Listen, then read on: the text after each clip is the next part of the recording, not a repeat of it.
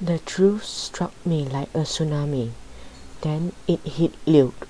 A moment later, no matter how the rope dug into our necks, no matter how deeply it slashes into our flesh, we were shouting at the top of our voices, "Help! Help!" But no one replied. Nothing stirred.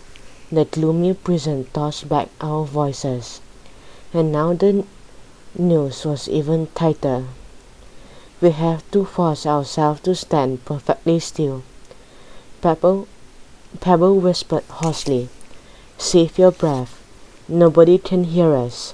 Nobody can help us." That Hangman had the last laugh after all. Luke's voice was a choked, mangled sound. "What are we going to do? We can't let him win." I was trying to speak, but first I had to push my tongue out the way. Then I saw a flash of white in the distance. It was the crazy woman in the ghostly shroud. She was starting along the top gallery, her hands flung above her head. "I didn't kill my children," she howled. I shoved my tongue aside and shouted, "Hey lady, we are over here." But the mad woman wailed, "You are not my children. My children are dead. I killed them." Insanity blazed in her eyes as she stared at us. "Are you going to be hanged as well?" she wanted to know. "No," I answered, almost choking. "We need you to remove the rope around our necks."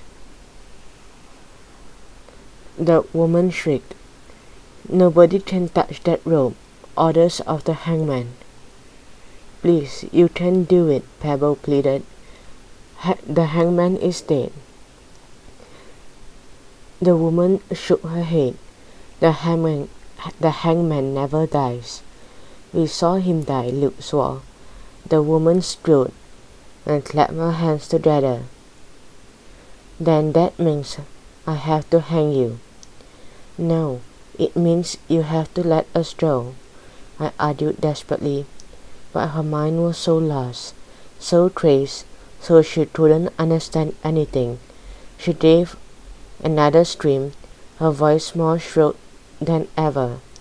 "No, I cannot let you go. I know you have murdered children too." "Nobody's murdered anybody," Pebble argued. "The hangman was trying to hang us for no reason." "We haven't done anything wrong." "Neither have I. I didn't kill my children." She reached up and began to loosen the knot. Then she stopped. "Are you sure you don't deserve to die?" Her eyes started to the lever. "I'd like to kill you, just like I killed my children. It would be such fun."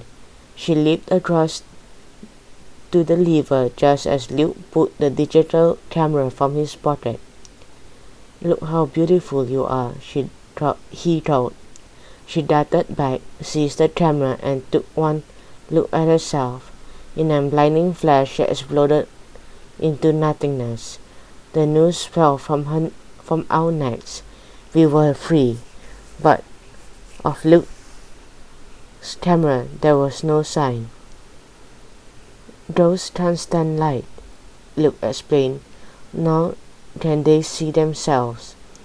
Pebble stared at him in awe. "Luke, did you know that would happen? Did you sacrifice your beautiful new camera just to save our lives?"